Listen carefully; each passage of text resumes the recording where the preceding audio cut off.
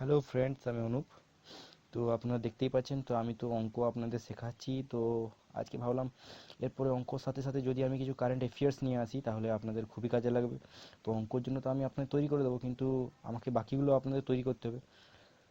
তো আমি current affairs নিয়ে এসেছি, এরপর থেকে আমি কারেন্ট অ্যাফেয়ার্সও তোমাদের আপডেট করব, অঙ্ক আপডেট করব, এবং রিজনিং যেটা হয় সেটাও আপডেট করব। তো দেখে নিন আজকে অলিম্পিক 2016 যে লেটেস্ট, এখান থেকে সব কোশ্চেনই কমন পেয়ে যাবেন, এখানে সব কিছুই আমি বেছে রেখেছি। তো অলিম্পিক 2016 লেটেস্ট যেটা, সেখান থেকে কী কী কোশ্চেন আছে। যেমন এবারে মহিলাদের জিমনাস্টিক ভোল ডিফেন্ডে কে এবার চতুর্থ হলেন। ভোল ডিফেন্ডে কি চতুর্থ হয়েছেন দীপা কর্মকার। তিনি কী কী ভোল দিয়েছেন, তিনি তুকাহারা এবং প্রধুনোভা ভোল দিয়েছেন, ঠিক আছে। দীপা কর্মকার কোন রাজ্যের মেয়ে ছিলেন, ত্রিপুরা রাজ্যের, ভেরি ইম্পর্টেন্ট। মেয়েদের কুস্তিতে ব্রোঞ্জ জিতলেন কে। মেয়েদের কুস্তিতে জানলেন আপনারা, হরিয়ানার মেয়ে সাক্ষী মালিক, তিনি আমাদের দেশের নাম উজ্জ্বল করেছেন। তারপরে 100 মিটার দৌড়ে সোনার পদক জিতলেন কে, উইসেন বোল্ট। খুব খুব তাড়াতাড়ি দৌড়ায়, ঠিক আছে উনি। 8x100 মিটার মেডলি রিলেতে সোনা জিতলেন কে, মাইকেল ফেল্পস।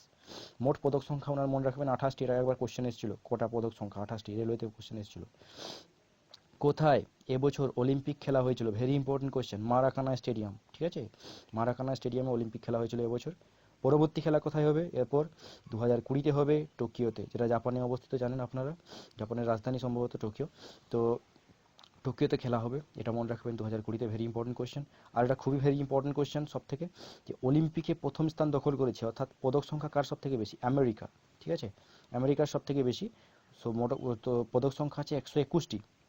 আর অলিম্পিকে এটা খুবই ইম্পর্টেন্ট, ভারতের স্থান কত, ভারতের স্থান হচ্ছে 67তম, মোট পদক পেয়েছে দুটো, কততম, 67তম, ঠিক আছে।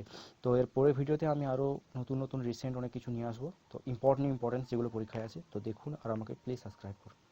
Thank you.